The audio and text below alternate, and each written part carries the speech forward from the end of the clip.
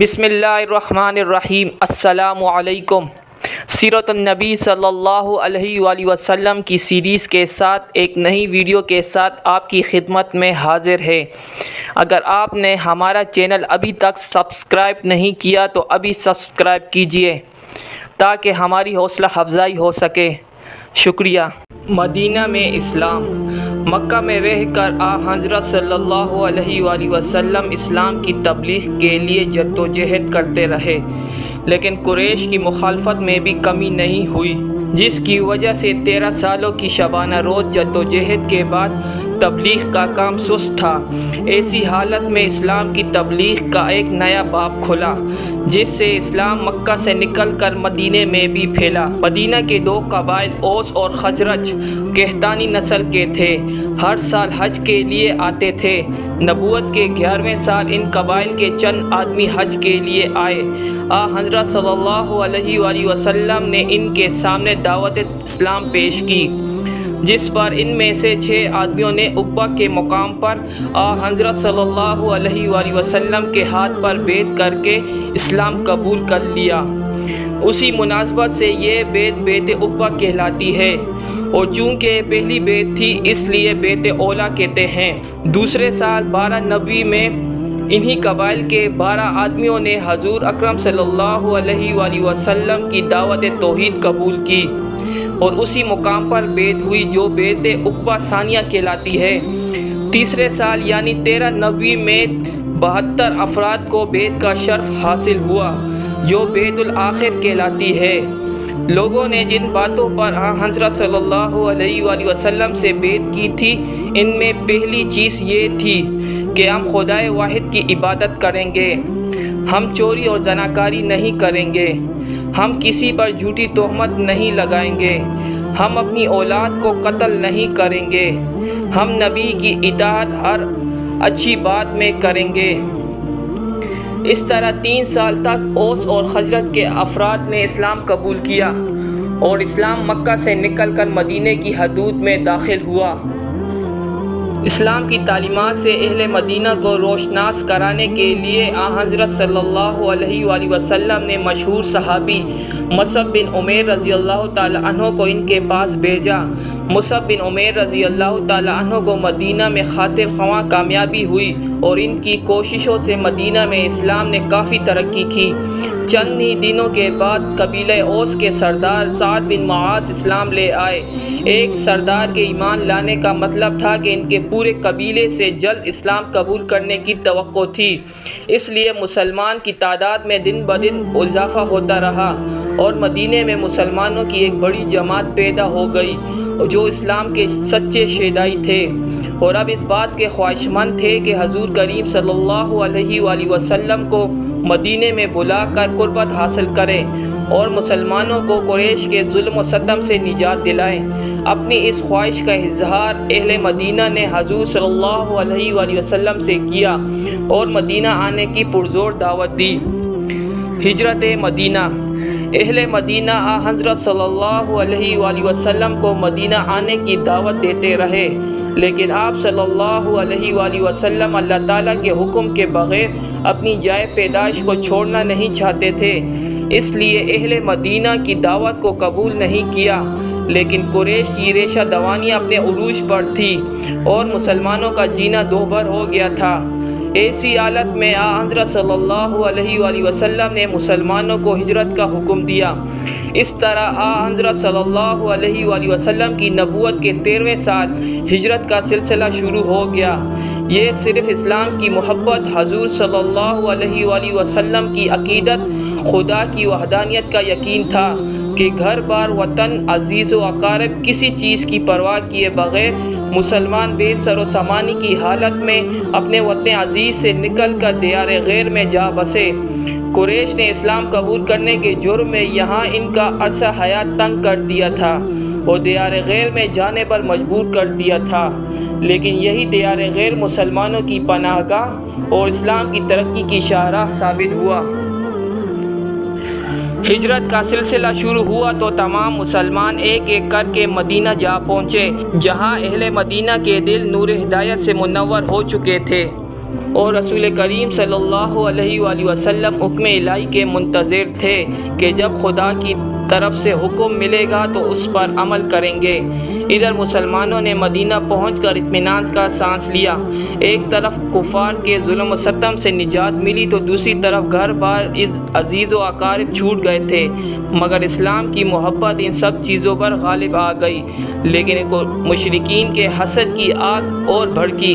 ان کے وہم میں نہ تھا کہ ان کے حریف اس قدر سکون اور قوت حاصل کر لیں گے۔ اس آگ کو بجھانے کے لیے انہوں نے رسول کریم صلی اللہ علیہ وآلہ وسلم کی ذات گرامی کو نشانہ بنانا چاہا اور دارالندوہ میں جمع ہو کر یہ طے کیا کہ سارے قبائل میں سے ایک شخص مل کر حضور کریم صلی اللہ علیہ وآلہ وسلم کو قتل کرنے کے منصوبے میں شریک ہو۔ تمام قبائل اس میں شامل کرنے کا مقصد یہ تھا کہ بنو ہاشم حضور صلی اللہ علیہ وآلہ وسلم کے قتل کا بدلہ کس سے لیں گے۔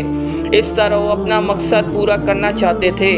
منصوبے کے تحت تمام قبائل کے افراد کا شان نبوی کے گرد جمع ہوئے، لیکن حضور صلی اللہ علیہ وآلہ وسلم کی حفاظت کی ذمہ داری تو اللہ تعالیٰ پر تھی، اور حضور صلی اللہ علیہ وآلہ وسلم پر جو ذمہ داری اللہ تعالیٰ نے ڈالی تھی وہ ابھی پوری نہیں ہوئی تھی، یعنی خدا کو اپنا دین مکمل کرنا تھا، جو حضور صلی اللہ علیہ وآلہ وسلم کے بغیر ناممکن تھا۔ حضور صلی اللہ علیہ وآلہ وسلم جس حکم الہی کے منتظر تھے وہ اسی رات ملا جب دشمن کا شان نبی صلی اللہ علیہ وآلہ وسلم کا محاصرہ کیے ہوئے تھے اور حضور صلی اللہ علیہ وآلہ وسلم کے گھر سے نکلنے کا انتظار کر رہے تھے کہ آپ صلی اللہ علیہ وآلہ وسلم کے گھر سے نکلتے ہی اپنے ناپاک منصوبے کو آخری شکل دیں۔ حکم ملتے ہی حضرت صلی اللہ علیہ وآلہ وسلم نے حضرت علی رضی اللہ تعالیٰ عنہ کو اپنے بستر پر سلایا اور تمام امانتیں ان کے حوالے کیے کہ صبح سب کو لوٹا کر آ جانا۔ خود دروازے پر آئے اور یہ تلاوت فرمائی، ترجمہ: اور ہم نے ایک آر ان کے سامنے کر دی اور ایک آر ان کے پیچھے کر دی، جس سے ہم نے ان کو گھیر دیا سو وہ نہیں دیکھ سکتے۔ ایک مٹھی بر خاک ان کے سروں پر پھینکی اور آپ صلی اللہ علیہ وآلہ وسلم گھر سے باہر تشریف لے آئے۔ محاصرہ کرنے والے غافل ہو گئے اور حضرت صلی اللہ علیہ وآلہ وسلم حضرت ابوبکر صدیق رضی اللہ تعالی عنہ کو، جو اسی موقع کے تصور میں تھے، ساتھ لے کر اپنی جائے پیدائش پر ایک الوداعی نظر ڈال کر ایک نئی زندگی کا آغاز کرنے اور اپنے مقصد کو عملی جامہ پہنانے کے لیے مدینے کی طرف روانہ ہوئے۔ دشمنوں کے تعاقب کے خیال سے 3 دن تک غار ثور، جو مکہ سے چند میل دور ہے، میں قیام فرمایا۔ ادھر دشمن صبح کو آپ صلی اللہ علیہ وآلہ وسلم کے بستر پر حضرت علی رضی اللہ تعالی عنہ کو دیکھ کر بہت حیران ہوئے اور آپ صلی اللہ علیہ وآلہ وسلم کو ڈھونڈے نکل کھڑے ہوئے۔ غار ثور تک بھی گئے مگر ان کی نظر حضور صلی اللہ علیہ وآلہ وسلم کو تلاش نہ کر سکی اور ناکام واپس آ گئے، اور یہ شمع اور پروانہ غار ثور میں 3 دن قیام کرنے کے بعد مدینے کی سمت بخیر و خوبی روانہ ہوئے، جہاں مسلمان آپ صلی اللہ علیہ وآلہ وسلم کی آمد کی خوشی میں دیوانے ہوئے جا رہے تھے اور آپ صلی اللہ علیہ وآلہ وسلم کے استقبال کے لیے مدینہ سے باہر تک آ گئے تھے۔ دشمنوں کا اسلام کو جڑ سے اکھاڑنے کا یہ منصوبہ ناکام ہو گیا اور حضرت صلی اللہ علیہ وآلہ وسلم بخیریت مدینہ پہنچے۔ ہجرت کے بعد حضرت صلی اللہ علیہ وآلہ وسلم کے مدینہ آنے کی اطلاع جب اہل مدینہ کو ملی تو ان کی خوشی کی کوئی انتہا نہ رہی۔ ہر شخص حضور صلی اللہ علیہ وآلہ وسلم کی آمد کا منتظر تھا۔ آپ صلی اللہ علیہ وآلہ وسلم نے باہر قبا کے مقام پر، جہاں چند انصاری خاندان آباد تھے، قیام فرمایا۔ یہاں کلثوم بن ہدم کو شرف میزبانی حاصل ہوا۔ آپ صلی اللہ علیہ وآلہ وسلم کی یہاں آمد کی خبر سن کر لوگ اسلام لانے کے لیے حضور صلی اللہ علیہ وآلہ وسلم کی خدمت میں حاضر ہوئے۔ آپ صلی اللہ علیہ وآلہ وسلم نے 14 دن یہاں قیام فرمایا اور اسلام کی سب سے پہلی مسجد قباء تعمیر کی۔ قباء میں 14 دن کے قیام کے بعد مدینہ میں داخل ہوئے اور بنی سالم کے محلے میں پہلی نماز جمعہ ادا فرمائی۔ اہل مدینہ استقبال کے لیے مدینہ سے باہر جمع ہو گئے تھے۔ ہر قبیلہ اپنے طور پر حضور کریم صلی اللہ علیہ وآلہ وسلم سے عقیدت کا اظہار کرتا۔ ہر ایک کی یہی خواہش تھی کہ اسے آپ صلی اللہ علیہ وآلہ وسلم کی میزبانی کا شرف حاصل ہو۔ اسی خواہش کی وجہ سے ان میں آپس میں کشمکش پیدا ہو گئی، لیکن حضور صلی اللہ علیہ وآلہ وسلم نے فرمایا، میری اونٹنی الاسوا جہاں جا کر بیٹھ جائے گی اسی جگہ میں قیام کروں گا۔ چنانچہ یہ سعادت حضرت ابو ایوب انصاری رضی اللہ تعالیٰ عنہ کے حصے میں آئی، کیونکہ حضور صلی اللہ علیہ وآلہ وسلم کی اونٹنی حضرت ابو ایوب انصاری رضی اللہ تعالیٰ عنہ کے گھر کے پاس رکی اور آپ صلی اللہ علیہ وآلہ وسلم نے 7 ماہ تک ان کے گھر میں قیام فرمایا۔ مدینہ میں آپ صلی اللہ علیہ وآلہ وسلم نے ایک مسجد تعمیر کرنے کا ارادہ فرمایا اور بنی نجار کی زمین قیمت دے کر خریدی۔ صحابہ کے ساتھ مل کر ایک مختصر مسجد تعمیر کی۔ مسجد کی تعمیر کے بعد باجماعت نماز کا قیام عمل میں آیا، کیونکہ اس سے پہلے نماز باجماعت ادا نہیں ہوتی تھی۔ اسی وقت حضرت عمر فاروق رضی اللہ تعالیٰ عنہ کی رائے سے اذان کا طریقہ بھی رائج ہوا۔ حضرت صلی اللہ علیہ وآلہ وسلم کا سب سے پہلا خطبہ جمعہ، حمد و ستائش اللہ کے لیے ہے، میں اس کی حمد کرتا ہوں، مدد، بخشش اور ہدایت اسی سے چاہتا ہوں، میرا ایمان اسی پر ہے، میں اس کی نافرمانی نہیں کرتا اور نافرمانی کرنے والوں سے عداوت رکھتا ہوں، میری شہادت یہ ہے کہ اللہ کے سوا کوئی عبادت کے لائق نہیں، وہ یکتا ہے، اس کا کوئی شریک نہیں، محمد اس کا بندہ اور رسول صلی اللہ علیہ وسلم ہے۔ اسی نے محمد کو ہدایت، نور اور نصیحت کے ساتھ ایسے زمانے میں بھیجا ہے جہاں مدتوں سے کوئی رسول دنیا میں نہ آیا، علم گھٹ گیا اور گمراہی بھر گئی تھی۔ اسے آخری زمانے میں قیامت کے قریب اور موت کے نزدیکی کے وقت بھیجا گیا۔ جو کوئی اللہ اور اس کے رسول کی اطاعت کرتا ہے وہی راہ یاب ہے، اور جس نے اس کا حکم نہ مانا ہو بھٹک گیا، درجے سے گر گیا اور سخت گمراہی میں پھنس گیا۔ مسلمانوں، میں تمہیں اللہ سے تقوی کی وصیت کرتا ہوں۔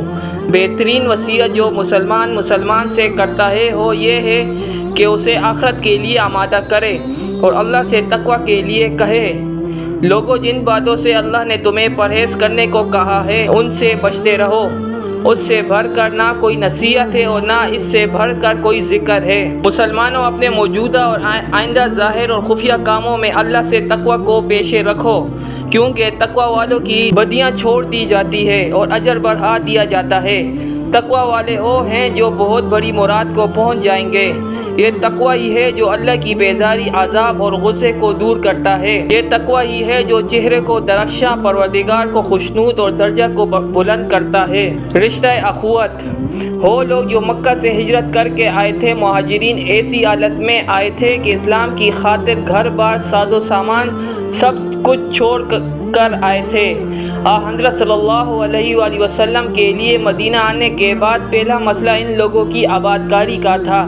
آپ صلی اللہ علیہ وآلہ وسلم نے اس سلسلے میں ایک نہایت قدم اٹھایا، انصار و مہاجرین کو اسلام کے رشتے اخوت میں منسلک کر دیا، ایک ایک مہاجر کو ایک ایک انصار کے سپرد کر دیا، جنہوں نے مہاجرین کے ساتھ بالکل اپنے بھائیوں جیسا سلوک کیا اور فیاضی اور ایثار کا جو ثبوت دیا وہ اسلام کی تاریخ کی اہم مثال ہے۔ وہ مہاجرین جو مدینہ آنے کے بعد اپنے آپ کو تنہا محسوس کر رہے تھے، اپنے انصار بھائیوں کے اس ایثار سے اس قدر متاثر ہوئے کہ اپنا وطن عزیز و اقارب چھوڑنے کا غم بھول گئے۔ انصار اور مہاجرین میں اتحاد و یگانگت پیدا ہوئی جس کی مثال تاریخ میں نہیں ملتی۔ اس سلسلے میں قرآن میں ارشاد ہے، تم آگ کے گھڑے کے کنارے کھڑے تھے، اللہ تعالیٰ نے تمہیں بچا لیا۔ ہجرت کی اہمیت و نتائج۔ حضرت صلی اللہ علیہ وآلہ وسلم کا مکہ سے مدینہ تشریف لے جانے کا واقعہ تاریخ اسلام میں ایک تاریخی موڑ کی حیثیت رکھتا ہے، کیونکہ مسلمانوں کی اصل زندگی ہجرت کے بعد ہی سے شروع ہوتی ہے۔ ہجرت کی اہمیت مختلف لحاظ سے ہے۔ ہجرت کے بعد مسلمانوں کو ایک مرکز مل گیا۔ اس سے پہلے مکہ میں نہ وہ آزادی کے ساتھ مل سکتے تھے اور نہ تجارت کر سکتے تھے اور نہ ہی عبادت۔ مدینہ میں وہ آزاد تھے، ان پر کسی قسم کی پابندی نہیں تھی۔ مکہ میں مسلمانوں پر کفار مکہ طرح طرح کے مظالم ڈھاتے तंग करते, लेकिन यसरब आने के बाद इन्हें सुकून मिला।